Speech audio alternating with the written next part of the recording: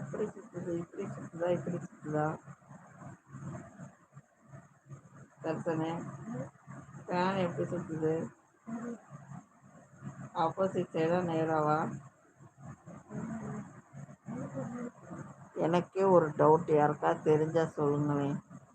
எது பக்கம் எல்லா பக்கமும் சுத்துற மாதிரி தெரியுது, ஆனா எந்த பக்கம் சுத்துறது? லெஃப்ட் சைடு ஆரம்பிக்குமா, ரைட் சைடு ஆரம்பிக்குமா?